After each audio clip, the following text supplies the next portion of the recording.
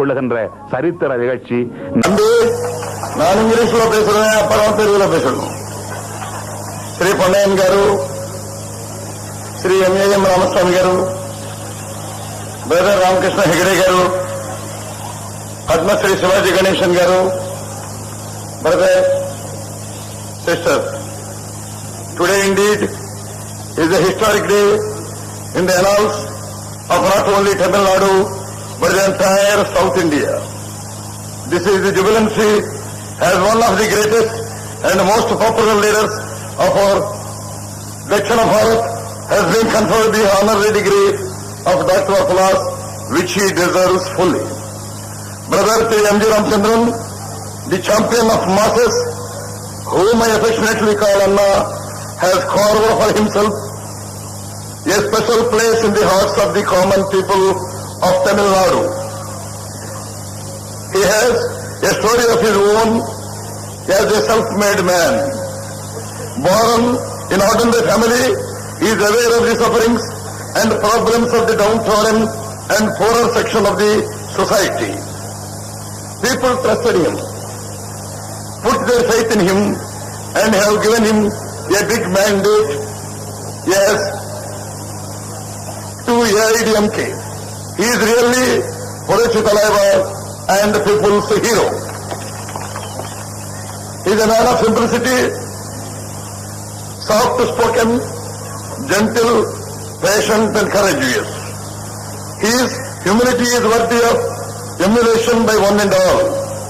He is a firm believer in truth, friendliness, duty, discipline, mercy and sacrifice. His services to the poor in the state are well known, and his unpublicized countless donations and charity is a legend by itself. He has become the benign, affectionate epithet of philanthropist par excellence. My association with Brother M. G. Ramachandran runs to over 3 decades. He has bestowed on me boundless love and affection, and I found in him an elder brother which I was really missing in real life. He has earned for himself a glorious name in the film world. He was adored as a real hero in the true sense of it. He was befittingly honored by the government of India in 1972 with the highest award, Bharat. Sri Ramachandran utilized the medium of film not merely for name and popularity, but for noble purpose, like spreading the message of fighting superstitions, conservatism, conventions, and outmoded practices. He is one of the few in the film industry who has understood the media and applied it effectively to millions of unrepresented masses. His popularity, wealth, gained abundance, he stretched out his helping hand in a bigger way to the beggarly millions. His multi-faceted personality has become an idol for many youth in films as well in politics. As an actor, he stole the hearts of people with an appeal and sense of purpose. As a leader now, he is the unquestioned hero of crores of his people whom he is leading to glory through his qualities of dedication, sincerity and honesty. On this historic occasion of conferment of honorary degree of Doctor of Laws to my brother, I convey my own greetings to him as well as those of 6 crores of Telugu people in Andhra Pradesh. The greetings of the people come decorated with gratitude and affection in the wake of the grand and sentimental contribution of the princely sum of 1 crore of rupees, and on behalf of the Tamil Nadu government to the government of Andhra Pradesh for flood victims. This will stand a long way in the hearts of Telugu millions who bear this in a bigger way as a noble, kind and generous gesture of a Tamil Anna to a suffering Andhra Tambi. After all, till yesterday, we were together as brothers. Separate when wives come and children born, we got separated bearing better responsibilities. Though painful, it is melodious, better with bonds of affection and help from far than near. Brotherly sentiment became stronger after Telugu Desam government assumed office in Andhra Pradesh. We talk of cooperation between the states, but precious little and pious little is done only in this regime. Our government has decided that a concrete shape should be given the fondlings and feelings between the two states. The outcome is spouting Telugu Ganga, the fondling flow of Telugu waters to quench the thirst of millions of Madras residents, a pending problem of many years. This scheme, as it provides not only drinking water to our brothers in Madras city, but also helps to the famine-stricken people of Rayalaseema by bringing lakhs of acres of land under the plough in the famine-prone area. Our engineers have together evolved a gigantic and visionary scheme for this humanitarian purpose, dedicated to countless millions of both the states. This project can be described as the beginning of the much-discussed Ganga-Kaveri water link, the Sarardar quarter in the past, and Dr. K.L. Rao in recent times have advocated. I am confident that other states too would follow in the footsteps of Andhra Pradesh and Tamil Nadu and launch many more interstate projects for mutual benefit in a spirit of brotherly cooperation. This is sure a way of promoting national integration and understanding among the people of the various parts of this big country. More languages and many more cultures gets us together and closer with a determined faith of help, cooperation and mutual understanding, unitedly forming a strong center. First we are Indians, then people of other states. The country's unity lies in its diversity. Ultimately, we walk step in step and unitedly we roar Jai Hind. Let us in conclusion once again congratulate Anna Shri M.G. Ramachandran on his being honored by the University of Madras the honorary degree of Doctor of Laws. I also congratulate the University of Madras for taking this wise decision by honoring Shri Anna Ramachandran. The university has honored itself. Many gets honored by titles, but titles gains honor by a deserving few. May the Almighty shower His blessings on Brother Honorable Shri M.G. Ramachandran, and may he be blessed with long life to serve the people of Tamil Nadu and the people of Bharat at large. సోదరులు రామచంద్రన్ గారికి ఈ సభా కార్యక్రమానికి విచ్చేసినటువంటి తమిళ సోదరులందరికీ, ఆడపడుచులందరికీ నా హృదయపూర్వకమైనటువంటి నమస్తులు. నా భాష నేను మాట్లాడకుండా ఉండలేను.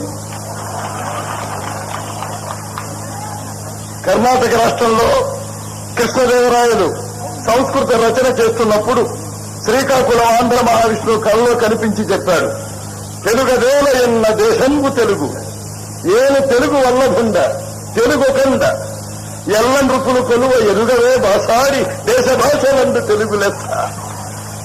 అటువంటి నా తల్లి భాషతో మాట్లాడాలి, మీ అందరినీ పలకరించాలి అనే ఉద్దేశం నా మనస్సులో ఉన్నది. ఈనాడు మధురాతి మధురమైనటువంటి క్షణం నేను జీవితంలో ఎన్నడూ మర్చిపోలేనిది. ఎందుకంటే మా కలయిక, మా వాత్సల్యం, మా ఆప్యాయత ఈనాటిది కాదు. 30 సంవత్సరాల పైచిళ్లకు కలిసి మెలిసి ఒక తల్లి కన్న బిడ్డలలాగా సీమా ప్రపంచంలో మెరుగుతూ వచ్చాం. ఆప్యాయతలు పంచుకున్నాం, ప్రేమను పెంచుకున్నాం. ఆయన ఆశిస్తో లేకపోతే భగవంతుడి కృపా కటాక్షమో ఆయన రాజకీయాల్లో ప్రవేశించారు. ఆ తర్వాత నన్ను కూడా లాక్కి వెళ్లారేమో అనిపిస్తున్నది. ఏమంటే పెద్దల మీద గౌరవం ఉంటే, పెద్దల మీద అభిమానం ఉంటే వారు ఏ జాడలో వెళుతున్నారో ఆ జాడనే మనము కూడా అనుసరించడం ధర్మం అంటారు పెద్దలు. కాబట్టి అదే విధానంగా ఈనాడు ఆ దైవ ప్రేరణతో మేమిద్దరం కూడా ఒకే రంగంలోకి, ఈ రాజకీయ రంగంలోకి వచ్చాము, మంచికో చెడ్డకు. సినిమా పరిశ్రమలో ఉన్నంత కాలం ఆయన సంగతి నాకు తెలుసు, ఏ విధంగా కష్టపడ్డాడు. మలైకల్లం చిత్రం తీస్తున్నప్పుడు ఆయన తమిళ్లో నటించాడు, నేను తెలుగులో నటించాను అగ్గిరాముడు అని పేరుతో. అప్పుడు పగలంతా పనిచేసి రాత్రంతా ప్రజల దగ్గరకు వెళ్లి ఆయన ఉపన్యాసాలు ఇచ్చి తెల్లవారుజామున వచ్చి నిశ్శబ్దంగా రూమ్ లో పడుకుంటూ ఉండేవాడు ఆయన. ఆ విధంగా సుమారు 30-35 సంవత్సరాలు ప్రజల యొక్క జీవనాడిని కల్పించి వారికి ఏ విధమైన కష్టాలున్నాయి, పేదవారి బాధలేమిటి, పేదరికాన్ని నిర్మూలించడం ఏమిటి అనేటటువంటి విధానం మీద ఎంతో దీక్షతో కృషి చేసినటువంటి త్యాగధనుడు సోదరుడు ఎంజి రామచంద్రన్ గారు. కొంత లాభం కొంత మానుక పొరుగువాడికి సాయపడే దేశమంటే మట్టి కాదే, దేశమంటే మనుషులు అన్నాడు మహాకవి గురుదార. దేశంలో ఉన్నారు మనుషులని గుర్తించుకోవాలి. ఈనాడు నువ్వు తింటే చాలదు, పక్కనున్న లేనివాడికి కాస్తంత కూడు పెట్టగలగాలి. అది పరమార్థం, అది నిజమైనటువంటి రాజకీయం. భగవంతుడు అవకాశం ఇచ్చినప్పుడు దానిని స్వార్థంతో ప్రలోభంతో తనకుగా వాడుకోవటం ఆ అవకాశాన్ని ధర్మం కాదు, మానవత్వం కూడా కాదు. మనం కట్టుకుపోయేది ఏమీ లేదు. అందరూ వెళ్లేది ఆ 6 అడుగుల నేలలోకే, ఆ కట్టెల్లోనే కలిసిపోవడానికి. కాబట్టి ఈ పరమార్థ దృష్టితో వచ్చిన అవకాశాన్ని ఏదైనా సరే మంచి పనికి మానవత్వంతో ఉపయోగించడం మానవ ధర్మంగా భావించాలని నేను అందరికీ కూడా సవినయంగా మనవి చేస్తున్నాను. అదే ఉద్దేశంతో ఈనాడు తెలుగుదేశం ప్రభుత్వం అధికారంలోకి వచ్చింది. సినిమా నటుడిగా నన్ను ఆదరించిన వారు, నన్ను గౌరవించిన వారు ఆనాడు ఎంతో ఆప్యాయతతో ఆదరంతో తెలుగుదేశం పార్టీని గెలిపించారు. తినటానికి తిండి లేక, కట్టడానికి గుంట లేక, ఉండటానికి చల్లని నీడ లేక, కడుపు మంటతో ఆక్రోశించే కోట్లాది ప్రజలు ఆశించారు ఏదో కొత్త వస్తుందని, కొత్త జరుగుతుందని. ఆ కొత్త కోసమే తెలుగుదేశం ప్రభుత్వం పాటుపడుతున్నది. ఆ కొత్తదనానికి ఇచ్చిన రూపకల్పనే ఈనాడు సోదర భావంతో తెలుగు సోదరులందరూ తమ సోదరులకు ఇచ్చేటువంటి ఆ తెలుగు గంగ కార్యక్రమం అని మీకు మనవి చేస్తున్నారు. 30-35 సంవత్సరాలు కాంగ్రెస్ ప్రభుత్వం ఈ గడ్డను పాలించి కనీసం మద్రాసు వాస్తవ్యులకు మంచినీళ్లు కూడా ఇవ్వలేనటువంటి అసమర్థవంతమైన పరిపాలనతో ఉన్నప్పుడు 4 మాసాలైనా కాకుండానే సోదర భావంతో, ఆప్యాయతతో, మానవత్వంతో, అందరూ అన్నదమ్ముల వరే భావంతో తెలుగుదేశం ప్రభుత్వం ఈనాడు తమిళనాడు సోదరుడు ఎంజి రామచంద్రన్ గారికి ఈ కార్యక్రమాన్ని ఒక విధమైనటువంటి సఫలీకృతం చేసిందని సోదరులందరికీ మనవి చేస్తున్నారు. ఈనాడు ఈ విషయం గొప్పగా చెప్పుకోనక్కర్లేదు. ప్రభుత్వం అంటే డబ్బు లెక్క పెట్టుకునే చిల్లర కొట్టు కాదు. ప్రజల యొక్క కార్యక్రమాలు, సంక్షేమాన్ని చూసేటటువంటి ఒక పవిత్రమైనటువంటి వ్యవస్థ. ఈ రోజున ప్రజలకు ఏ సమస్యలు ఉన్నవో వాటివన్నిటినీ సరైనటువంటి పరిష్కారం ఇవ్వగలిగి ఉండాలి ప్రజాప్రభుత్వం. అది నిజమైనటువంటి ప్రజాప్రభుత్వం. పేరు చెప్పుకుంటూ ఊళ్ళు మేసేటటువంటి నాయకులు గతించారు, పోయాయి ఆ రోజులన్నీ కూడా. ఈనాడు వచ్చింది కొత్త రోజు. అందరం చూస్తున్నాం కొత్త తీరు, కొత్త విధానం. దేశ సేవ జరగాలి, మానవతతో మనిషి విలువ పెంచుకోవాలి. ఈనాడు సోదరుడు ఎంజి రామచంద్రన్ గారికి ఈనాడు మద్రాస్ యూనివర్సిటీ ఏదో బిరుదు ఇచ్చిందంటే ఆ బిరుదు వల్ల ఆయనకు కాదు వచ్చిన గౌరవం, ఆయనకి ఇచ్చినందువల్ల ఆ బిరుదుకే వచ్చింది గౌరవం అని నేను మనవి చేస్తున్నాను. అప్పుడే సార్థకత కలుగుతుంది.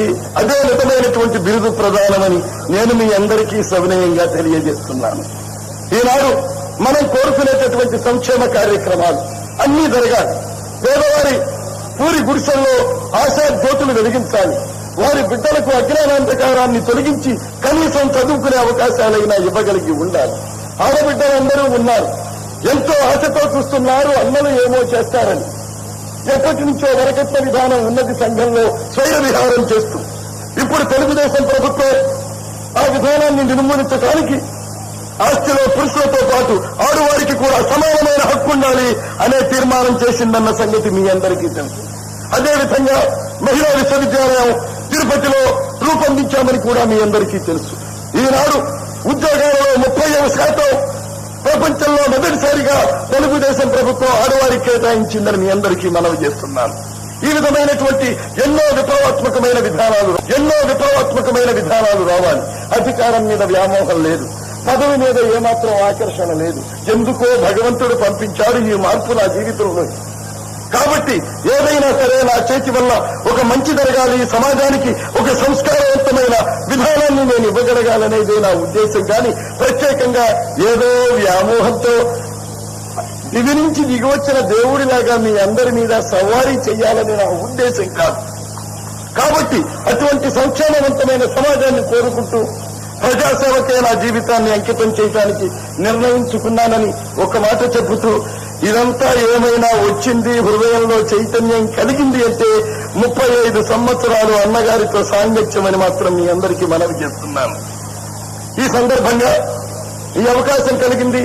నా మనసులో ఉండేటటువంటి ఉద్వేగం ఆవేశం మీ అందరికీ కూడా తెలియచెప్పడానికి మరొకసారి ఇంత గౌరవించినటువంటి పూజ్యులు రాజారాం గారికి ఈనాడు ఎంతో ఆప్యాయతతో ఆదరంతో ఇక్కడికి విచ్చేసినటువంటి సభాసదులు విఘ్నులు మీ అందరికీ కూడా నా హృదయపూర్వకమైనటువంటి కృతజ్ఞతలు తెలియజేస్తూ భగవంతుడు ఆయన్ని చల్లగా కాపాడాలని సినిమా తెర మీద ఏ ఉదాత్తమైన పాత్రలు ధరించి పేదవారి కోసం పాటుపడ్డారో అదేవిధంగా నిజ జీవితంలో కూడా ఇంకా 100 సంవత్సరాలు ఆయన పాలనలో ఉండి ఈ ప్రభుత్వ అధికారాన్ని చేపట్టుతూ ఈ ప్రజా సంక్షేమానికి పాటుపడాలని మనఃపూర్వకంగా కోరుకుంటూ నేను సెలవు తీసుకుంటాను. స్వస్తి ప్రజాభ్యాం పరిపాలయంతాం న్యాయేన మార్గేణ మహీం మహిషాం గోబ్రాహ్మణేభ్య శుభమస్తు నిత్యం లోకా సమస్తా సుఖినో భవంతు.